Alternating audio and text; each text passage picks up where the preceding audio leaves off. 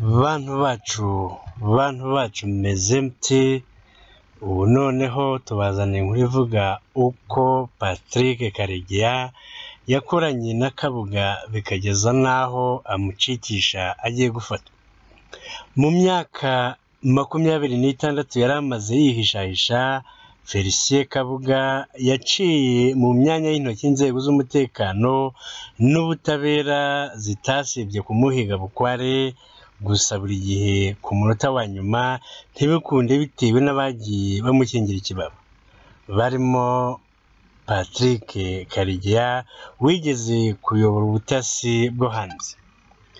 Kugera ku itariki ya 16 Gicurasi 2020 yari umwe mu bantu bashakishwaga ku isi ku buryo bukomeye, ndetse Leta Zunze Ubumwe za Amerika zari zarashizeho n'igihembo cya miliyoni 5 z'amadolari y'abanyamerika ku muntu wese watanga amakuru y'aho aherereye. Gushakishwa kwe byagize naho birenga n'imitekerereze ya muntu, hatangira kuvugwa inkuru utabonera ibisobanuro kubera uburyo yagiye acika habura gato ngo afatwe. Bamwe bageze naho babiteramo urwenya bavuga ko ngo iyo abashinzwe umutekano bagiye kumufata yihindura injangwe cyangwa inyoni, akaba baceremba nta n'umwe umucigera. Ubu birasa naho ayo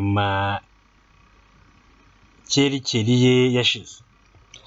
Imwe mu nshuro yari agiye gufatwa ni mu mwaka wa 2010, amaze nabwo akoresha ubutunzi bwe anyuze kuri Patrick Karegeya wari ukuriye ubutasi bwo hanze aracika.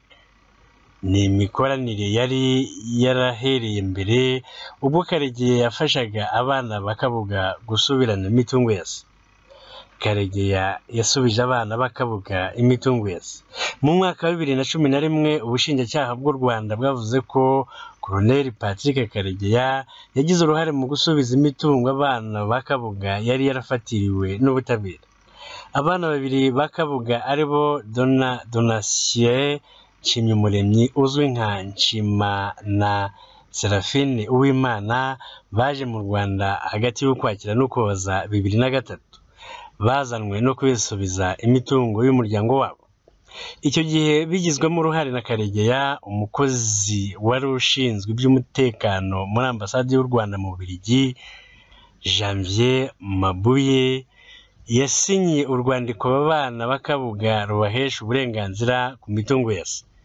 Urwandiko rwari rwahawe Nshimyumuremyi rwari rwasinywe n'umugore wa Kabuga, Josephine Mukazitoni, naho rwari rwahawe Seraphine Uwimana rwari rwasinywe na Felicite Mukademari, umwe mu bana bakabuga. Uwari umuvugizi w'ubushinjacyaha Ale Mukurarimba icyo gihe yatangaje ko mu mwaka wa 2003 Karegeya yasubije abana bakabuga imitungo yase irimo inzu ebyiri ziherereye mu mujyi wa Kigali, anabishurira amafaranga y'icumbi rya hoteli agera kuri miliyoni 5 z'amafaranga y'u Rwanda. Mu mitungo bahawe icyo gihe harimo inyubako yegeranye na City Plaza mu mujyi rwagati wa Kigali, ndetse n'inyubako yakoreragamo banki y'abaturage ku Muhima. Izo nyubako zombi zari mu mazina ya Kabuga. Hanyuma amasezerano y'ubukode yasinywe hagati y'abazikoreragamo na Donatien Nshimyumuremyi, anafunguza konti muri BCDI, ubu ni Ecobank y'ubu, kugira ngo ubwishyu ariho buzaja bunyuzwa. Muri iyo minsi bamaze muri Kigali babaga muri hoteli de Mille Collines. Hanyuma fagitire y'ibyo bakoresheje yari ifite nimero 10/5620 yoherezwa mu rwego rw'igihugu rushinzwe iperereza ryo hanze kugira ngo yishurwe. Amafaranga yarishuwe kuwa 25 Gashyantare 2004 binyuze kuri sheki yari ifite nimero 43,80,99 yasinywe na Patrick Karegeya. Aba bana bakavuga kandi bagiye kuba muri Gorilla Hotel, nabwo fagitire yoherezwa mu rwego rw'igihugu rushinzwe iperereza ryo hanze kuri ya tariki. Nanone muri Gashyantare isinywa kuri sheki nimero 46,69,52 yasinywe na Karegeya. Nyuma yo kubitahura, ubushinjacyaha bwahise butegeka ko iyo mitungo yongera igafatirwa hamwe na konti ze za banki, byose bigakorwa hakurikijwe ibiteganywa n'amategeko. Mukuru ari n'icyo gihe yatangaje ko biteye ikimwaro kuba imitungo imwe yarasubijwe Kabuga, ubushinjacyaha bukuru butabizi, ndetse ko igomba guhita yongera gufatirwa. Karegeya yigeze kandi kuburira Kabuga acika ubutabera. Mu Kwakira 2010 inzego za gisirikare z'u Rwanda zashinje Karegeya kubangamira ibikorwa bya guverinoma ndetse n'umuryango mpuzamahanga bigamije guta muri yombi Felicien Kabuga. Uwari umuvugizi w'igisirikare cy'u Rwanda Lieutenant Colonel Jules Rutaremara na General Richard Rutatina wari umujyanama wa Perezida Kagame mu by'umutekano bavuze uburyo Kabuga yahaye amafaranga Karegeya nk'inyishu yo kuba yaramuburiye agacika muri Kenya. Agira ati, igihe kimwe ubwo inzego z'umutekano zari hafi yo kugera kuri Kabuga muri Kenya, Karegeya yamumeneye ibanga aratoroka, undi amuha amafaranga. Uwari Minisitiri w'Ububanyi n'Amahanga w'u Rwanda Louise Mushikiwabo nawe mu mwaka wa 2014 yabigarutseho avuga ko Karegeya yakoze nk'ushinzwe ubutasi bwo hanze y'igihugu, ariko akaza guhunga nyuma y'ibikorwa bikomeye by'ubugambanyi.